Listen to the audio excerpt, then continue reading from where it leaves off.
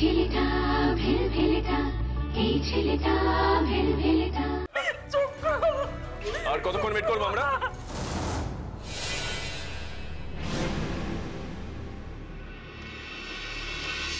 এই এই আপনার ছেলে যিনি শুয়েছেন, এই আপনার ছেলে, রাইট? আপনি এনার নাম গবা পাগলা বলেছিলেন না? আমি ঠিক জানতাম ইনি হচ্ছে এনার ছেলে। আচ্ছা, একটা অসুস্থ ছেলের সঙ্গে আপনি একটা সুস্থ মেয়ের বিয়ে দিচ্ছেন?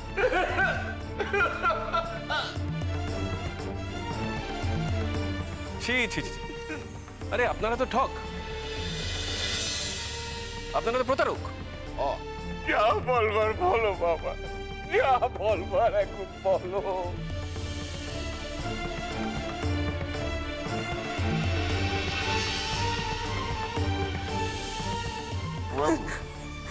বাবু, এই দেখো দেখো, বাবু চোখ খুলেছে। বাবু চোখ খুলেছে।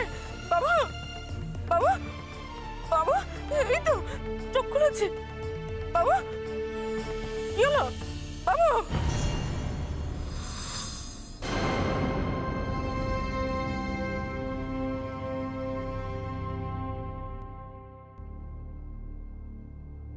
আপনি এবার আপনার ছেলের মুখে একটু জল দিন। বলছি আপনার ছেলের মুখে একটু জল দিন। আপনি কি বলছেন? পড়বেন না ডাক্তারবাবু, পড়বেন না। এমন কথা কি মার সামনে বলতে আছে? কি সব বলছে এরা?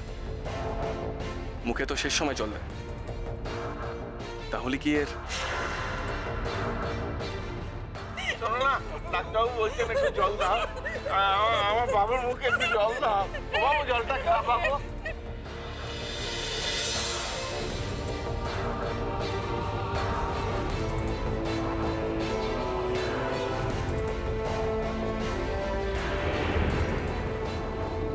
ডাক্তারবাবু জলটা খেতে পারলো না, পড়ে গেল জল। ডাক্তারবাবু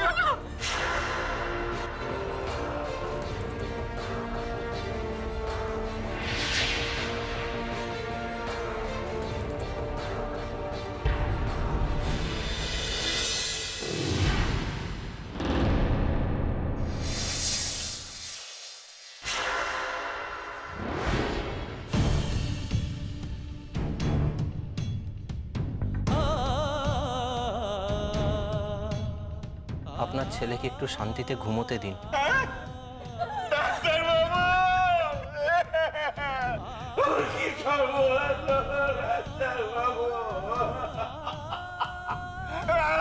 হতে পারে না, বাবু কখন আমাদের ছেড়ে চলে যেতে পারে না। সবই নিয়তি, সবই অদৃষ্ট। ডাক্তারবাবু, ডাক্তারবাবু আপনি বলুন না ডাক্তারবাবু, সবই কি শেষ? আপনারা সকলে ঈশ্বরের কাছে ওর আত্মার শান্তি কামনা করুন।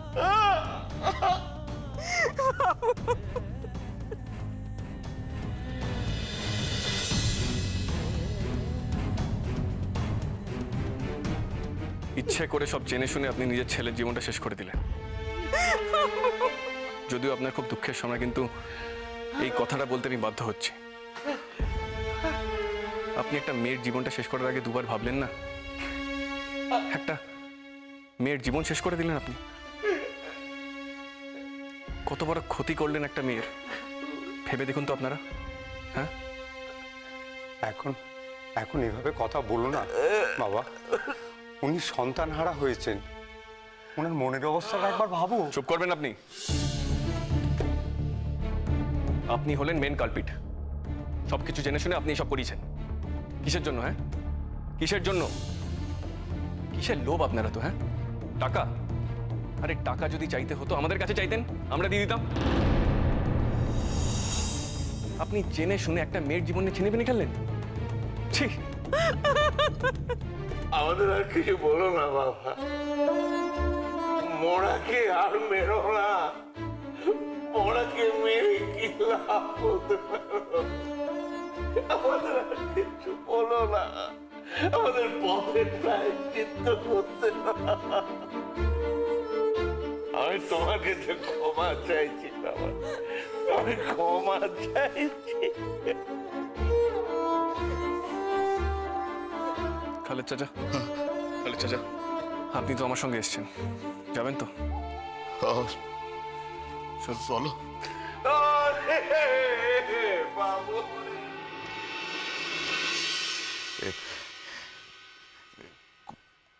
কোন মুখে গিয়া তাকে কাছে খারাম, হ্যাঁ? আর কি যে কোন সেয়া তো বুঝতে পারতাছি না।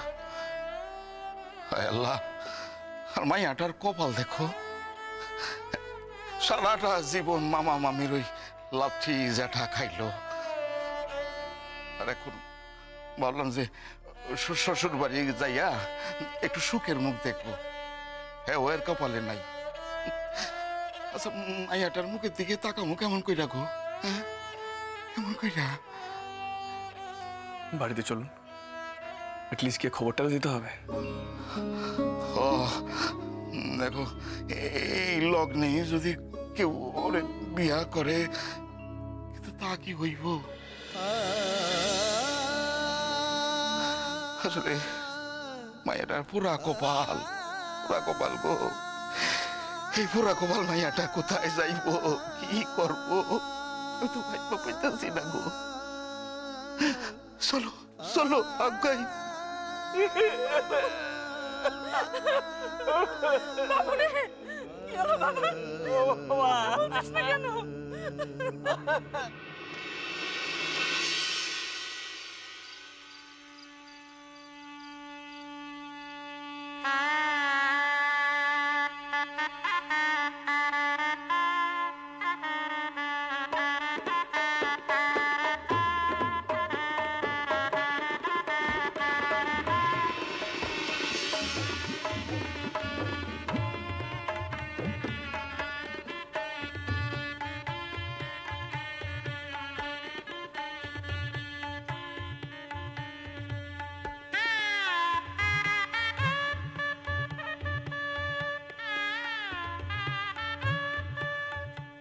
ওমা মাগো, বর তো এখনো আইতাছে না। আমার মনে হইতেছে বিয়ার লগ্ন না পার হয়ে যায় গিয়া। তখন থেকে ফোন করতেছি, পোলার বাপ ফোনও ধরে না। যে কি হয়েছে না, মানে তোমাকে বারবার করে কইলাম যে আবিরে তাড়াতাড়ি পাঠাও, তাড়াতাড়ি পাঠাও, আর তোমরা সেই দেরি করলা আবিরে পাঠাই। কি আর করা যাবে বলো? আবিরের কে? তোমরা যাও তো, ওইখানে যাবো। কেউ কেন যাও?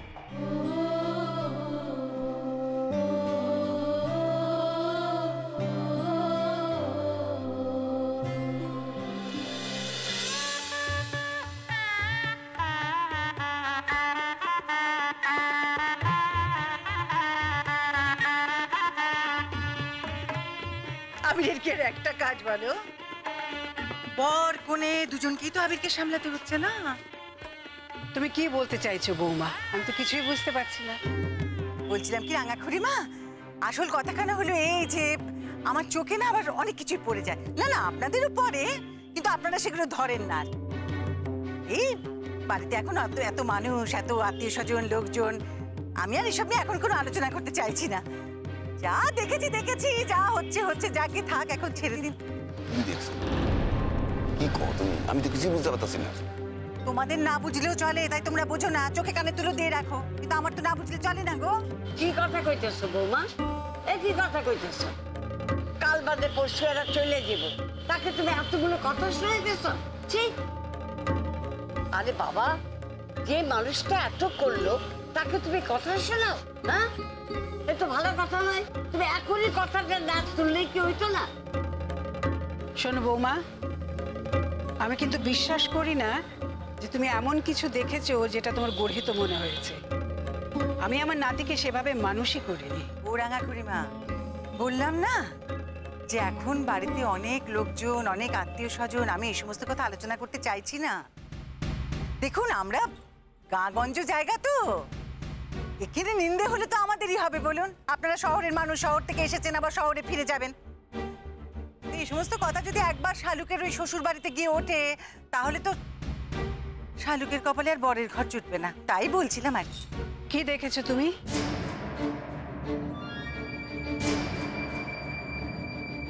আমি আপনাকে বললাম না যে এখন এই মুহূর্তে আমি এই সমস্ত কথা আলোচনা করতে চাইছি না। থামো না এখন বাড়ি ভর্তির লোকজন, বিয়ার লগ্ন পার হয়ে যেতেছে, বড়িলে আইতে বলো না পরে তুমি।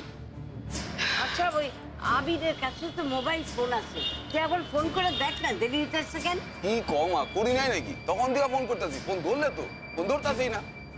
আচ্ছা আমি কইতেছি কি, মানে আমগো দিক থেকে আমরা সব রেডি আছি তো, কোনে একদম তৈরি আছি তো। কেন কইতেছি মা, মানে আইলে কিন্তু 1 মিনিটও দেরি করুন না, লগে লগে একদম বসাই দিবা, বুঝলো তো? আপনি মা গার মাঝের ব্যাপার তো, মানে লগ্ন যদি পার হয়ে যায় নানান কথা উঠবো, হেলিগাই তাড়াতাড়ি করতেছি আর কি। তো তারাও তো জানেন লগ্ন কখন থেকে কখন। কিরকম বেয়াক্কেলে মানুষ যে বরকে পাঠাতে এত দেরি করছে তারা। তখন পই পই করে কইছিলাম, তুই তো শুনছস, পই পই করে কয়ে দিছিলাম যে ছেলেকে একটু আগে আগে পাঠাইবেন।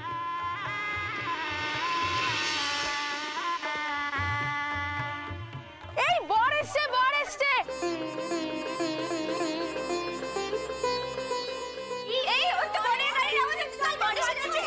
ঠিক আছে বাচ্চা নেই নাকি, এবার অন্তত কান্নাটা করো।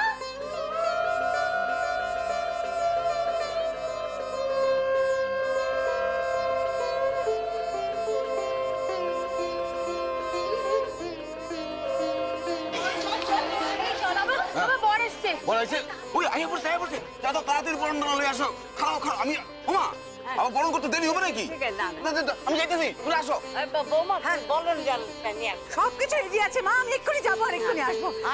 এই পুষ্প, এই এসো এসো, তুমি এসো তো আমার সঙ্গে।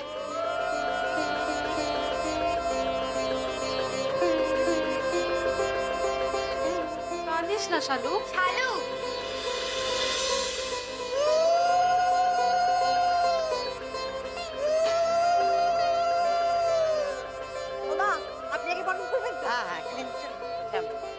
না না, শাক ভাজা উলু দাও।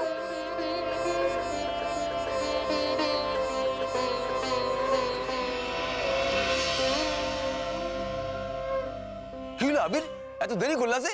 কি হয়েছে? আরে সেরিরা তোমরা এখানে খাড়াই থেকো না, ভিড় বাড়াও না, তাড়াতাড়ি যাও, মায়ের আড়ালে হয়ে আছি গা, তাড়াতাড়ি যাইবা, তাড়াতাড়ি আইবা। আরে আর মাত্র 25 মিনিট সময় বাকি আছে। ঠাকুর মশাই তখন থেকে আমার অস্থির অস্থির করতেছে। যাও যাও যাও, তাড়াতাড়ি যাও, তাড়াতাড়ি যাও।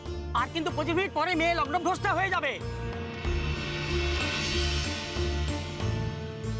তাড়াতাড়ি কোনেকে নিয়ে আসো, আর বরকে বরণ করা হয়ে গেলে সোজা বিয়ের আসরে পাঠিয়ে দেবে। যাও তো কোনে নিয়ে আসো, যাও। এত দেরি হলো কেন আবির? বরপক্ষ তৈরি ছিল না নাকি? আর বরযাত্রী কখন আসবে? শালু, শালু বড় ছেলে বড় এসেছে, ঠিকঠাক করে দেখে নে ওকে। ইস পুরো সাজ নষ্ট করে দিল। আর কান্নাকাটি করিস না, অনেক কেঁদেছিস। চল চল শালুকে নিয়ে চল। হ্যাঁ একটু দেখে নি আমরা। আরে রাত পরে দেখবি তোরা। আবির, আবির কই গো? গাড়ির মধ্যে কই বর কিন্তু দেখা যাচ্ছে না। বর কোথায়? হ্যাঁ শোনো ঠাম্মা, এই বিয়েটা হবে না।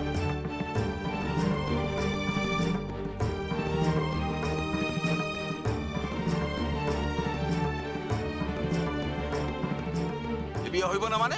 কি কইতেছো কি তুমি? এমন কথা কেউ কয়?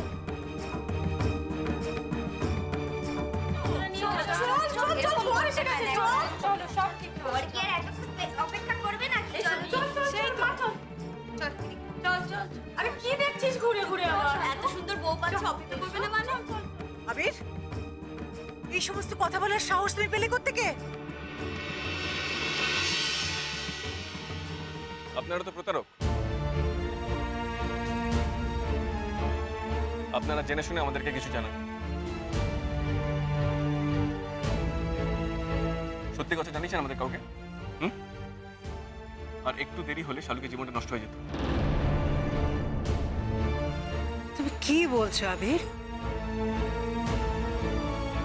আবির তুমি আমাকে কইলা কও, কি হয়েছে কও? বর কি সে চরিত্রে মত পাল্টাইলো? বিয়া করবো না কইছে? আমারে কইলা কও আবির। কি হয়েছে কি খুলে কও আবির? এইসব হেয়ালি করার সময় কিন্তু এখন আমার নাই। বাবা গোবা পোলা দেখা আবির পাকা মকেরা নিজেই বিয়াখান ভেঙ্গা দিয়ে আসে নাই তো।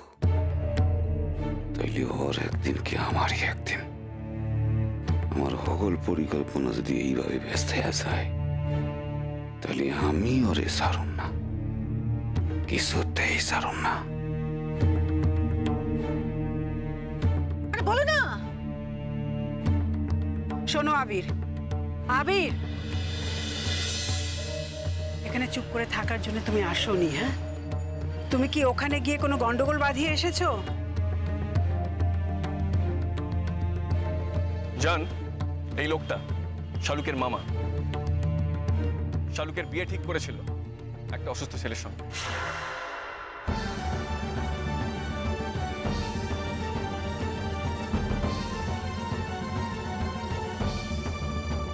ছেলেটার কোনো বাঁচার আশা ছিল না, তাই ওদের গুরুদেব বলেছিল ছেলেটার বিয়ে দিলে মেয়ের কপালের জোরে ছেলেটার আয়ু বেড়ে যায়। এর জন্য ওরা পুরো ব্যাপারটা লুকিয়ে রেখে দিয়েছিল। আমরা যখন ছেলেটাকে দেখতে চেয়েছিলাম ওরা দেখায়নি। কেন জানো? কারণ ওরা দেখাতে চাই। যেই ছেলেটার কথা বলছিলাম গবা পাগলা বলে, সেই ছেলেটা পাগল নয়, সেই ছেলেটা ওনাদেরই ছেলে।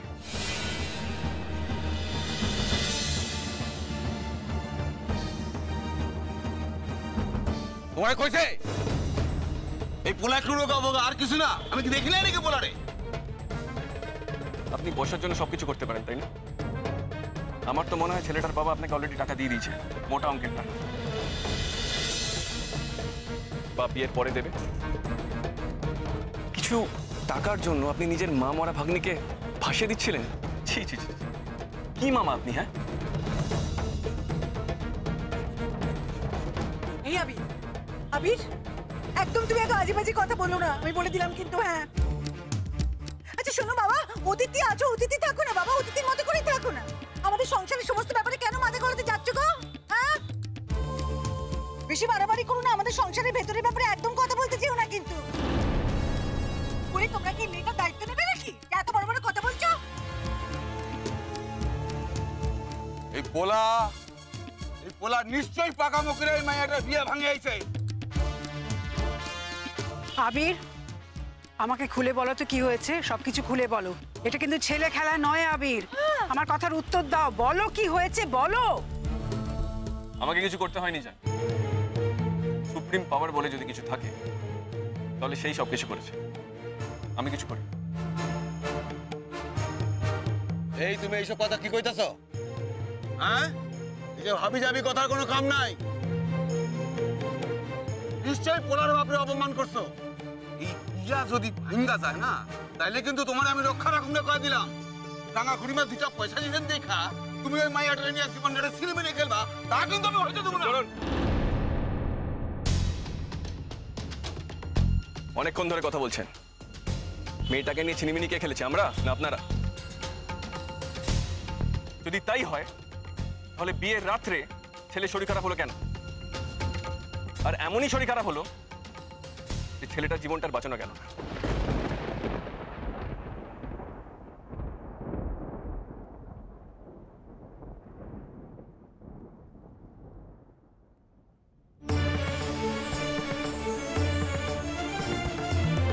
কি কি কইলে আবির ভাই? কার সঙ্গে বিয়ে দেবেন আপনি? কে বিয়ে করতে আসবে? ছেলেটা ডেড বডি? এসব তুমি কি কইতে চাও? আমি তো কিছু বুঝতে পারছি না। আপনি সবকিছু জানতেন, আপনি সবকিছু জেনে শুনে ছেলেটার সাথে বিয়ে দিচ্ছিলেন।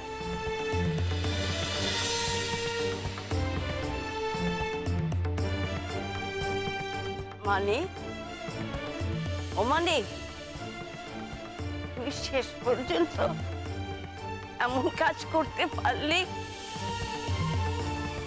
মায়ের ধরে দুইটা খাইতে দেশ মিলা এত বড় সর্বনাশ করলি তুই মেয়েটার।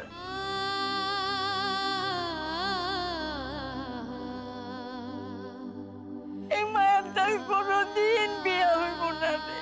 ওমা, মা, ওমা, আচ্ছা আমাদের কিরকম আজেবাজে কথা না বলে যাবার আর মেয়েটাকে বলুন না। ওই মেয়েটা তো অপয়া মা, আপনি তো জানেন, ওর মুখ দেখাও তো পাপ। দিন ধরে আমাদের সংসারে অনিষ্ট করেছে, এবারে ছেলেটা বিয়ে করতে আসছে, তাকে কে বসলো? না না, কি করবে, কি করবে রাঙা খুড়িমা? আপনি বলুন না, আপনি বলুন। ওই মেয়ে না কোনোদিন বিয়ে হবে, না কোনোদিন লোক সমাজে গিয়ে দাঁড়াতে পারবে, না কোনো শুভ কাজে গিয়ে অনুষ্ঠানে অংশ নিতে পারবে, কিচ্ছু করতে পারবে না। কি হবে? এই বার করো, ওকে বার করো। আমি কিন্তু ওর দায়িত্ব কিছুতেই নিতে পারবো না মা, আমি বলে দিলাম। বাহ বাবা, বাহ বৌমা, এরকম একটা সময় কি ভালো একটা কথা বললে তুমি। তোমরাই বিয়ে ঠিক করলে, তোমরাই মেয়েটার সর্বনাশের ব্যবস্থা পাকা করে দিলে, আর তোমরাই ওকে এখন বার করে দিতে চাইছো। বাহ, কি ভালো বিবেক তোমাদের। আচ্ছা রাঙাবো, রাঙাবো, তুই আমার কয়ে দে এখন আমি কি করব? মায়েরটা নিয়ে আমি কোথায় যাবো? কত অগত অগর সঙ্গে আমি পারি না, কিন্তু অগ উপরে তো নির্ভর করে আমার থাকতে হবে।